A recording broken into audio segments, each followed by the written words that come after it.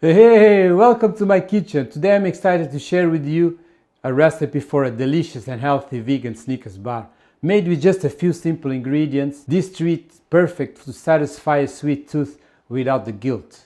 The best part is you won't need to turn on the oven and worry about complicated techniques. This recipe is easy to make and requires no baking, making a great option for anyone looking for a quick and satisfying snack. This vegan Snickers bar is also gluten-free and dairy-free, making it perfect treat for those with dietary restrictions or allergies. With the use of dates, peanuts and chocolate, this recipe is not only delicious, it's also a healthier alternative to traditional candy bars. So grab the ingredients, put on the apron, and let's get started.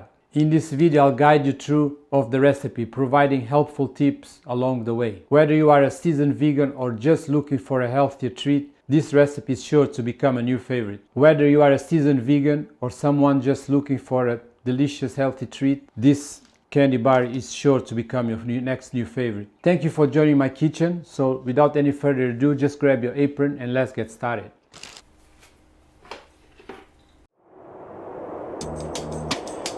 To get things started, we're going to add some peanuts and oats to our trusty food processor. Now here where the fun starts. We're going to blitz these bad boys with the bad boys now, baby, until they have a consistency that is similar to breadcrumbs. Just like you see it here. Now we can't forget about our sweet little secret ingredient, peanut dates. These gems are going to add the perfect touch of sweetness to our peanut base. That's sweet. Let's add them and give everything a good mix. Before we get too ahead of ourselves, we need to make sure everything is perfectly blended together. Take a look inside of your food processor and check if any of the ingredients are stuck on the side. If they are, don't worry. It happens to the best of us. Let's give everything a good mix and scrape down the sides if needed. We want to make sure that we have a perfectly blended homogeneous dough. Now it's time to give our dough a little seasoning. We're going to add 1 teaspoon of Himalayan salt to give our dish a burst of flavor. It's like adding a pinch of magic to our dish. At this stage, it should look like a sandy beach in a jar. That's right, we're going for that.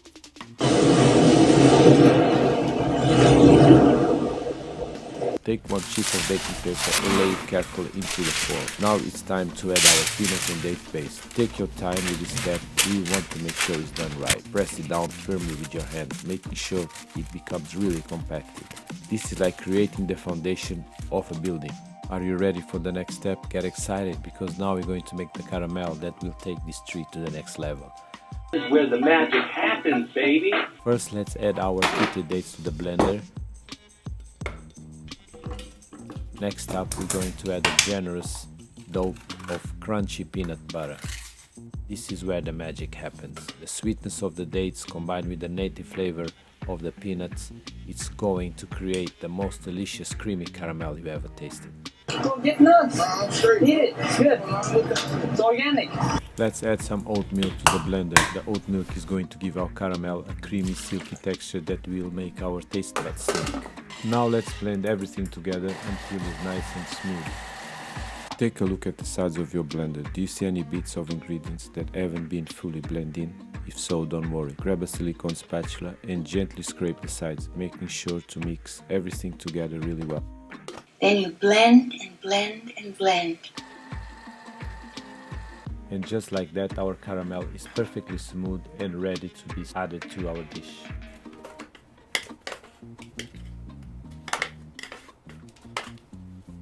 Let's add a few spoons of crunchy peanut butter to our caramel. The creamy nutty peanut butter is going to give our caramel an extra boost of flavor and texture.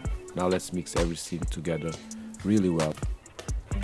Blend and blend and blend. Now we will add our delicious peanut butter caramel to the base.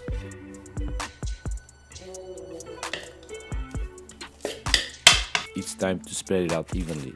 Grab a palette knife and use it to spread the caramel across the entire surface of the dish. Grab a handful of roasted peanuts and generously sprinkle them on top of the caramel. Make sure you cover the entire surface with peanuts so that every bite is filled with a crunchy, nutty goodness. Got him! Don't be shy with the peanuts. Don't be shy, go ahead and try. Everybody loves it. Place it in a fridge overnight or in the freezer for at least 2 hours if you're in a hurry. Grab a bar of your favorite dark chocolate and bring it out. Use a sharp knife to chop the chocolate into small bite-sized pieces. This will help it melt faster and evenly. One of the easiest ways to melt chocolates is by using a double boiler method. Fill a pot with a few inches of water and bring it to a boil. Place a heat-proof bowl over a pot, making sure that the bottom of the bowl doesn't touch the water. Add a teaspoon of coconut oil to the melted chocolate and stir until it's fully incorporated.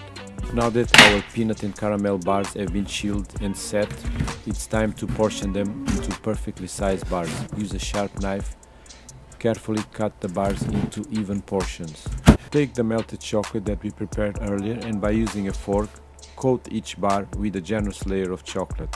Once coated, place the bars onto a cooling rack, allowing the excess chocolates to drip down. But be careful, if you leave them on the rack for too long, they may stick and become difficult to remove. To prevent this, carefully remove each bar from the rack and place them into a sheet of paper, and just to finish off, sprinkle some sea salt. And that's it, you just learned how to make delicious homemade Snickers bars that are sure to satisfy your sweet tooth. These bars are perfect for sharing with your loved ones or enjoying a special treat for yourself. Thanks for joining me today in the kitchen. If you enjoyed this video and want to see more like it, don't forget to hit the subscribe button and turn on the notifications so you never miss a new recipe. That was good. Let's get another one.